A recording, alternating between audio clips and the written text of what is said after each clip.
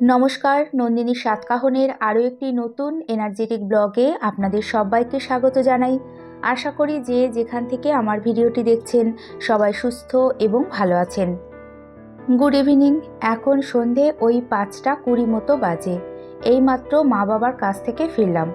দুদিন এমনিতে বেশ ভালোই কাটিয়েছি, তবে কল্যাণীতে এতটা কড়া ঠান্ডা পড়েছিল যে আমি আর পারছিলাম না। বরাবরই আমি শীতে কাহিল হয়ে পড়ি, তবে আগের থেকে একটু সেটা কমেছে। যাই হোক, সেসব কথা পরে বলবো। এখন আগে ড্রেস চেঞ্জ করে ঘরে সন্ধেবাতিটা দিয়ে নেব। দুদিন তো আর সেভাবে পুজো দেওয়া হয়নি, আর লাস্ট হাজবেন্ডই পুজো দিয়ে গিয়েছিল। আর এখন আমি ফিরে গঙ্গাজল ছিটিয়ে সন্ধেটা দিয়ে নিচ্ছি। এদিকে সোনাও ওয়েট করছে, ওর খিদে পেয়েছে। তো ভাবছি যে এখন ঝটপট করে অল্প একটু নর্মাল পাস্তা করে দেব। ওই শর্ট টাইমে যা করা যায় এই আর কি।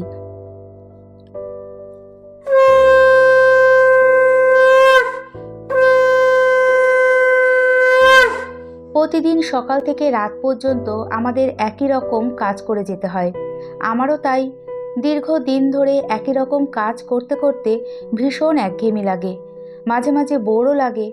তাই এই একঘেয়েমিটা কাটানোর জন্য আমরা কোথাও ঘুরতে যাই। এই শীতকালে বিভিন্ন জায়গায় পিকনিকে যাই, পুজো পার্বণ আনন্দ অনুষ্ঠান সব কিছুই অ্যাটেন্ড করি। আর সত্যি এতে আমাদের মনও ভালো থাকে। একটু সাজগোজ করি, সবার সাথে কথা বলি, এতে মাইন্ডটাও ফ্রেশ হয়। এরপর ফিরে এসে ফুল এনার্জি নিয়ে আবার সংসারের কাজগুলো শুরু করা যায়। তবে এটা কতদিন পর পর আর হয়, আর সবার পক্ষে সেটা সম্ভবও না।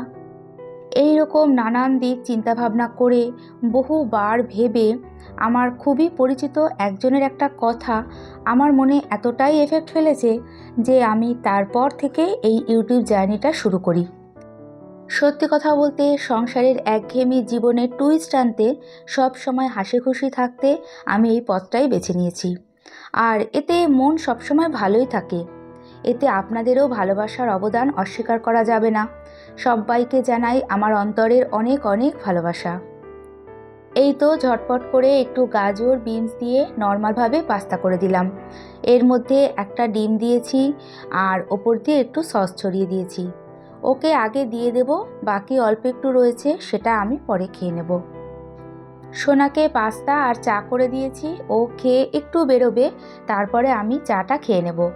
সাথে নিলাম এই যে আলুর পাঁপড়গুলো। এগুলো খেতে বেশ ভালো লাগে। জানি না, বলে তো আলু দিয়ে তৈরি, আর দেখতে ভালো লাগে, চায়ের সাথেও খেতে ভালো লাগে। আর এটা সব জায়গায় সবসময় পাওয়া যায় না, বেশিরভাগ ওই ট্রেনেই পাওয়া যায়। যাই হোক, চা খেয়ে তারপর আবার রাতের কাজগুলো শুরু করছি। আমি খুবই সাধারণ একজন হোমমেকার বলেই হয়তো এই ইউটিউব জার্নির প্রথম দিকে আমাকে অনেকেই বলেছিল যে সংসারের একই রকম কাজ নিয়ে একদিন দুদিন ভিডিও করতে ভালো লাগবে, তবে কিছুদিন পর একঘেয়েমি লাগবে, করতে ইচ্ছে করবে না। যাই হোক, কেউ কেউ বলেছিল, কেউ কেউ ভেবেছিল মনে মনে। আমিও তখন মনে মনে ভেবেছিলাম যে রেগুলার সংসারের কাজগুলো করতে যদি বোর না হই, তাহলে সেই কাজগুলো ভিডিও আকারে প্রেজেন্ট করতে বোর হব কেন। তবে মাঝে মাঝে কোনো কারণে মুড অফ থাকলে, কাজে এনার্জি না আসলে, এই ভিডিও প্রেজেন্টের মাধ্যমেই আমি আমার মুডটাকে নিজে থেকে নিজেই ঠিক করে নিই। সত্যি কথা বলতে এতে বেশ ভালো আছি। এখন এই যে রাত্রিবেলা বেশ কিছু সবজি বাজার গুছিয়ে রাখছি। আমাদের ওখানে সবজি বাজার বেশ সস্তা, মানে আমাদের এই হালি শহরের থেকে অনেক কম দামে পাওয়া যায়। তো সকালে বাবা বেশ কিছু সবজি বাজার করে দিয়েছে, এখন সেগুলোই গুছিয়ে রাখছি। একদিকে ভালোই হয়েছে, ফ্রিজে সেরকম কোনো সবজি নেই, আর কয়েকদিন সবজি বাজার করতে হবে না। এই রকম সবজি গোছানো থাকলে বা কেটে কুটে রাখলে পরে সকালে উঠে কি রান্না করব সেই টেনশনটা কম হয়। বিশেষ করে একদিন আগে থেকে পরদিন রান্নার প্ল্যানটা করে নিলে পরে এই শীতের মধ্যে আমাদের টাইমটা অনেকটাই সেভ হয়। কাঁচা লঙ্কাগুলো দেখেছেন কেমন একটা ভাপসে গেছে? সকাল থেকে ওই ক্যারি ব্যাগের মধ্যেই রয়েছে, তো খোলা হয়নি। ভাবছি লঙ্কাগুলোর বোটা ছাড়িয়ে রাখবো। রাতে অনেকটা সময় হাতে আছে, রান্নাবান্নাও সেরকম নেই। বাড়ি থেকে ফিরলে সেদিন রাতে আর কোনো রান্নাবান্না থাকে না, মা সব কিছুই করে পাঠিয়ে দেয়। একটা বড় টিফিন বক্সে মটন কষা, বাঁধাকপি আর সিমাই পাঠিয়ে দিয়েছে। আমি আজকে সকালবেলা নিজেই বলেছিলাম যে আজকে আর মাটনের ঝোল করতে হবে না, পুরোটাই মাটন কষা করো। তাই কোনো রকম ঝোল করেনি। যাই হোক, সকালে দুপুরে খেয়ে এই যে রাতের জন্য নিয়ে এসেছি। আর হাজব্যান্ড রুটি কিনে আনবে, তাহলেই হয়ে যাবে। যেদিন বাড়ি থেকে ফিরি আমাকে আর রান্নাবান্না করতে হয় না এসে। আজকে যেমন মটন কষা দিয়েছিল বলে রুটি খাবো, আর যেদিনকে মা মাছের ঝোল পাঠিয়ে দেয় সেদিন হাজব্যান্ডের জন্য ভাতও করে দেয়। একমাত্র মারাই বোঝে কষ্ট, তাই না বলুন? তার যত কষ্টই হোক না কেন, সে খাবার ঠিক পাঠিয়ে দেবে, যাতে তার মেয়ের বাড়িতে গিয়ে অন্তত আজকে রাতে আর রান্না করতে না হয়। যাই হোক, দুদিন বাড়িতে থেকে আবার টাইম টু টাইম সেই সংসারের কাজগুলো এখন করতে হবে। তবে এবার আমি যেদিন বাড়িতে গেছিলাম তার পরদিন সকাল থেকে এতটাই ঠান্ডা পড়েছিল যে কি বলবো। সারাদিন একটুও সূর্যের দেখা পাইনি। ঠান্ডা পড়লেও যদি একটু রোদ ওঠে তাও ভালো লাগে।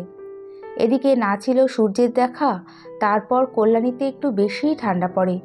আবার আমাদের বাড়ির সামনে বড় ফাঁকা মাঠ, তাহলে বুঝতেই পারছেন যে কি ভীষণ কষ্ট পেয়েছি। সেকেন্ড দিন তো ঘুম থেকে উঠে একই রকম আকাশের অবস্থা দেখে ঠান্ডায় আমি পুরো বিরক্ত হয়ে গেছি। সকালবেলা উঠেই 8:30টার মধ্যে স্নান করে নিয়েছি। মানে ঠান্ডায় আমার মাথাটাই মনে হয় খারাপ হয়ে গেছিল। এমনিতেই আমি বরাবরই শীত কাতুরে, আর পা গরম হতে চায় না। যাই হোক, এখন নিজের সংসারে শীত যতই পড়ুক কাজগুলো তো করে রাখতেই হবে। এই যে সবজি বাজারগুলো সব গোছানো হয়ে গেছে। বাড়ির গাছ থেকে এই যে বেশ কিছু কারি পাতা নিয়ে এসেছি। অনেক বড় বড় গাছ তো, এইরকম আগার ডালগুলো ভেঙে নিয়ে এসেছি। এখন সবগুলো ছাড়িয়ে একটা বক্সে করে ফ্রিজে রেখে দেব। মাই বলল যে এত বড় বড় লম্বা লম্বা হয়ে গেছে, যে ডাল ভেঙে নিয়ে যা। বাড়ির সামনের দিকের গাছের পাতাগুলো ছোট ছোট হলুদ হলুদ, আর এই যে পিছনের দিকের গাছের কারি পাতাগুলো দেখুন কত বড় বড় হয়েছে। দেখে মনে হচ্ছে হাইব্রিড কারি পাতা। যাই হোক, রাতে যতটা কাজ করে রাখা যায় আমারই সুবিধা হবে। তার মধ্যে শীতকালে ছোট দিনের বেলায় ওই কোথা থেকে যে সময় পার হয়ে যায় বুঝতেই পারি না। আমার শীত বেশি, আর মাঝে মাঝে এই শীতকালে যখন সকাল থেকে কাজ করে আর পেরে উঠি না, তখন সত্যিই দু এক সময় মনে হয় যে একটা হেল্পিং হ্যান্ড থাকলে হয়তো ভালো হতো। যাই হোক, ভাবাই সার, আমি ইচ্ছে করেই রাখি না। তাই বলতে গেলে প্রতিদিন রাতে যে যে কাজগুলো করে রাখা সম্ভব সব কিছুই করে রাখি, যাতে সকালটা স্মুথভাবে শুরু করতে পারি। এই রকম সন্ধ্যের পর থেকে রাত পর্যন্ত নানান কাজ আমরা গৃহিণীরা সবাই করি। তবে কখনো কখনো ইচ্ছে না করলে কারোটা দেখে মোটিভেট হয়ে এনার্জি নিয়ে আবার কাজ শুরু করি। আগে যখন আমি ব্লগ করতাম না, তখন আমিও নানানভাবে নানান রকম কাজ করে নিজেকে উৎসাহ করতাম। অনেক সময় আমাদের ব্রেন ঠিক বুঝে পায় না যে কোন কাজটা কিভাবে করবে, শুরুটা কিভাবে করবে। এই তো মোটামুটি রাতের যা কিছু গোছানো ছিল সব হয়ে গেছে। এখন এই যে বিছানাগুলো ভালো করে ঝেড়ে ঘরগুলো একবার ঝাড় দিয়ে নেব। দুদিন বাড়িতে ছিলাম না, ঘর দুয়ার সেরকম ময়লা হয়নি। তবে রাতে ঘরগুলো ভালো করে ঝাড় দিয়ে নিই, এতে সকালে ঘর ঝাড়মোছটা আমার বেশ তাড়াতাড়ি হয়ে যায়।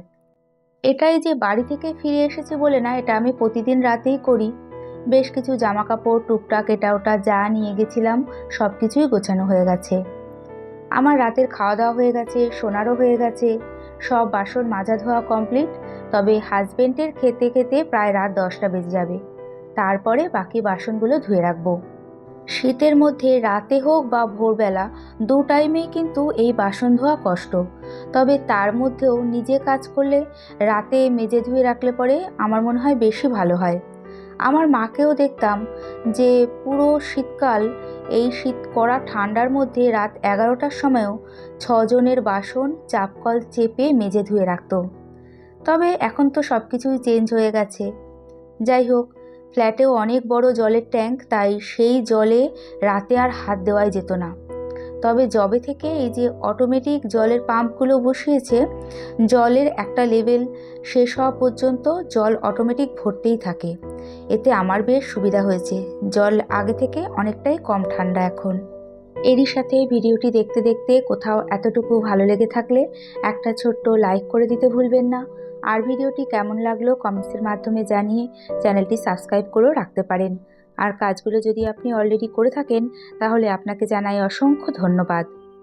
সব শেষে এই যে রাতে ফেস ওয়াশ করে নিচ্ছি, তাহলেই আমার রাতের সমস্ত কাজ কমপ্লিট। এরই সাথে আবারও দেখা হবে এই আশা নিয়ে আজকে ভিডিওটি এখানেই শেষ করছি। সবাইকে জানাই অনেক ধন্যবাদ।